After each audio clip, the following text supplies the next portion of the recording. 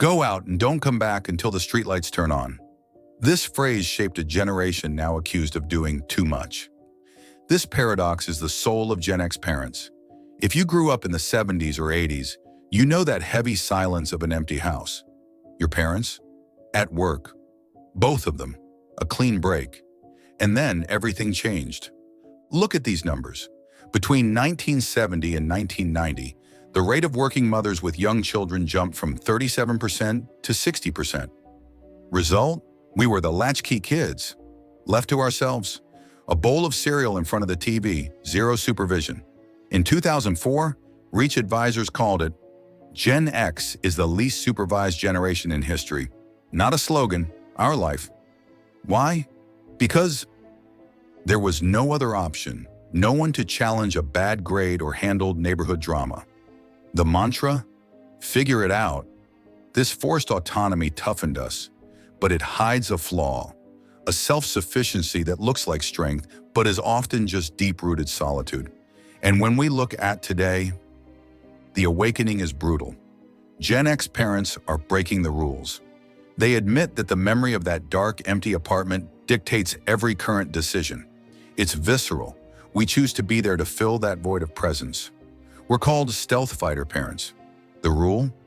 We let you breathe, but if things get really heated, we become wolves.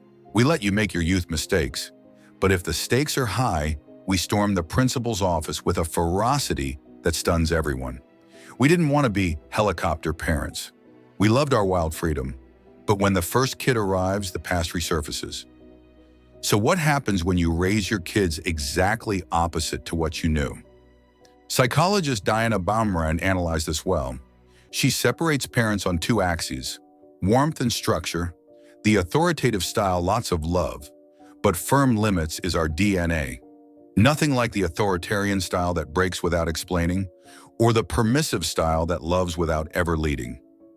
Authoritative parenting means, I am your safety net, but you're the one jumping.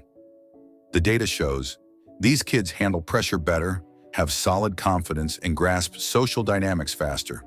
They aren't pampered, they are equipped for what's next. This is a truth psychology has confirmed for ages. Even without generalizing, listen to ex-parents. Being present without stifling, framing without freezing the dialogue. It's our spitting image. Why does this balance haunt us? Because we know that real life gives no free passes. Crises, gig jobs, vanishing pensions. We learned early that no one was coming to save us.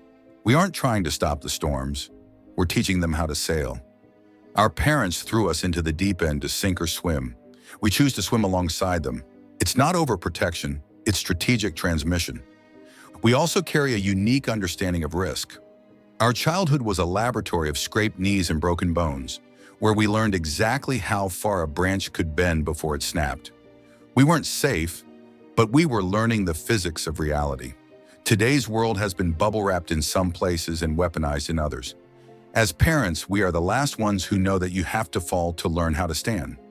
While the world tries to eliminate every physical bruise, we know that emotional bruises are the ones that actually leave scars if you're not prepared. We let our kids climb a little too high or walk to the store alone, not because we don't care, but because we know that safety is a dangerous illusion if it robs you of your instincts. We aren't just raising children, we are preserving the human ability to face fear without flinching. Welcome to the social media circus. Gen X is the first to raise kids under an algorithm's eye. For us, who knew the luxury of anonymity and forgotten blunders, it's hell. We are the last generation to know the true freedom of being forgotten. We had the luxury of making mistakes that didn't follow us for life. Today, we act as a firewall between our children's private lives and a permanent internet record. We know the value of a secret, something the modern world traded for likes, and we refuse to let our kids lose that peace of mind. We are the sandwich generation, squeezed between boomer parents who think we're too soft and Gen Z kids who think we're too square.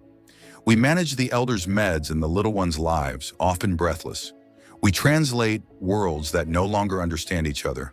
And in the middle of this mess, we create a unique blend. The raw independence of our youth crossed with the warmth we craved. Our secret? We don't give a damn about others' judgment. Growing up unsupervised taught us one lesson. Neighbors' opinions are just weather that changes all the time. We trust our gut. I remember that night my son missed his bus at 11 p.m. At his age, I'd have walked home in the rain. Instead, I picked him up without yelling, just so he'd know he isn't alone. We'll let our teens fail, but we'll be there at dawn to pick up the pieces, without blame. And then there's digital. We are the last guardians of the before world. We know the price of pure boredom and the value of silence. When we cut the Wi-Fi, it's not to punish, it's to bring them back to the real world where we look each other in the eye. We are the only generation with dual citizenship. We knew the analog world of paper maps and rotary phones, and we built the digital one. This double vision is our superpower. We know that life isn't defined by a screen because we touched raw reality before it went virtual.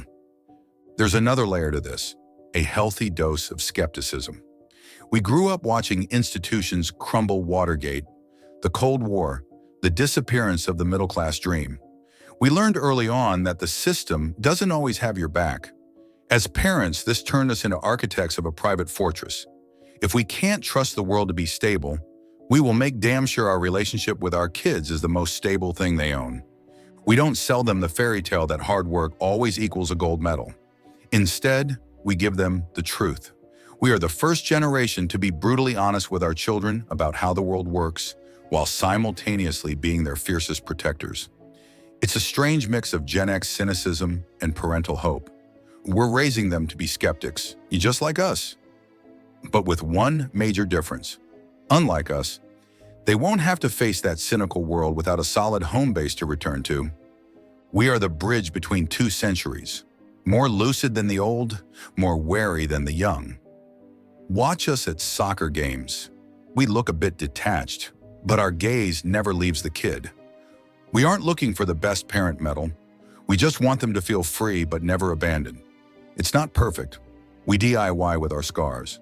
But for a generation labeled invisible, the simple fact of being there, truly there, heart open, is an act of resistance. We aren't just feeding them, we are healing a lineage. It's a complex cycle, a bit stubborn, but beautiful. Gen X refuses to be put in a box, and that's for the best. If this portrait resonated with you, hit the subscribe button and turn on notifications so you don't miss our next deep dives. A quick like goes a long way in helping our generation's voice be heard.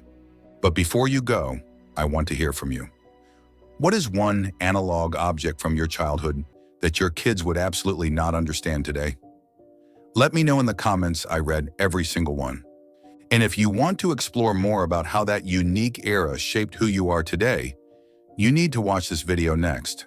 If you grew up in the 1970s, you probably have these rare traits. It's appearing on your screen right now. I'll see you over there. Take care.